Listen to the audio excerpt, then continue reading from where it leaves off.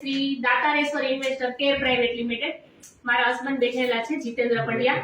અમે બંને જૂનાગઢમાં કાલે જ હજી ડોક્ટર દિવસ થયો એટલે અમારું બ્રાન્ડ નેમ છે ઇન્સ્યોરન્સ ડોક્ટર, મારા હસબન્ડનું નામ છે મ્યુચ્યુઅલ ફંડ ડોક્ટર, મારા હસબન્ડનું નામ છે ઇન્સ્યોરન્સ ડોક્ટર મારું છે, કારણ કે અમે બધા ઇન્સ્યોરન્સ ડિપાર્ટમેન્ટ અને તેઓ મ્યુચ્યુઅલ ફંડ ડિપાર્ટમેન્ટ સંભાળે. ગુજરાતીમાં એટલું જ મારે કેવું કે આપણે સરસ કહેવત છે કે પહેલું સુખ તે જાતે ન લે. આપણે આપણા વોર્ડરોબમાં અમારે જનરલી અમારા સ્ત્રીઓના કબાટમાં ઘણા બધા જાતના પોશાકો હોય છે, તો આ ભાઈઓના કબોર્ડમાં પણ કુર્તા છે, કોટ પેન્ટ છે, શર્ટ પેન્ટ છે, એ બધું હોય છે. આપણે અલગ અલગ પ્રસંગોએ એ બધું પહેરીએ છીએ, પરંતુ આપણે આ જે ફાઇલ છે, આપણી જે જીવનશૈલી છે, એમાં પણ અલગ અલગ જાતના બધા જ પોર્ટફોલિયો હોવા જોઈએ. જેમ કે સાહેબે અત્યારે કીધું હેલ્થ પોલિસી, તો હેલ્થ પોલિસી વિશે મારે એટલું જ કહેવું કે અત્યારે આપણે ખબર છે ઘણા બધા એવા રોગો આવે છે કે દવાખાનાનું ખાલી એક પગથિયું ચડીએ છીએ ત્યાં 50,000 જેવા, તો એક નાની રકમ તો આપણે આપવી જ પડે છે. એટલા બધા રોગો આવે છે કે આપણી જે જીવનની જે પાય કરેલી જે આપણી મૂડી હોય છે ને એ દવાખાનામાં ખર્ચાઈ જાય છે. એટલે મારે એટલું જ કહેવું કે હેલ્થ પોલિસી છે એનું મિનિમમ પ્રીમિયમ આપણે 15,000 ગણીએ.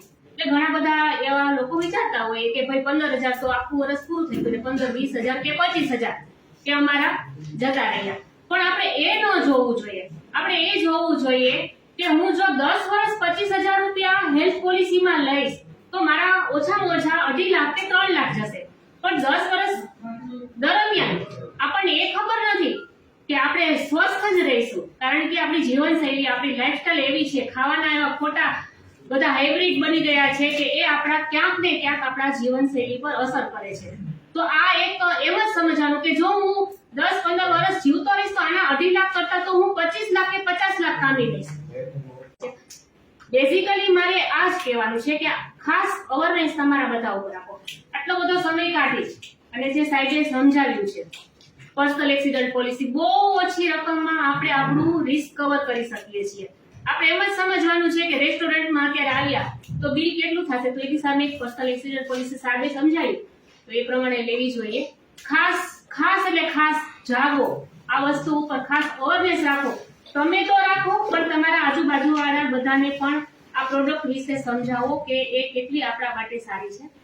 બીજું તો શું કહું, પ્રવેશજી સાહેબે મને બોલવા માટેનો મોકો આપ્યો. બોલીએ તો આના ઉપર તો ઘણું બધું બોલી શકાય, પરંતુ આપણે આ સમયમાં અત્યારે જે ભેગા થયા છે અહીંથી કાંઈક થોડુંક આ બધું જે સમજાયું છે લઈને જાય અને આપણા જીવનમાં ઉતારીએ. ધન્યવાદ.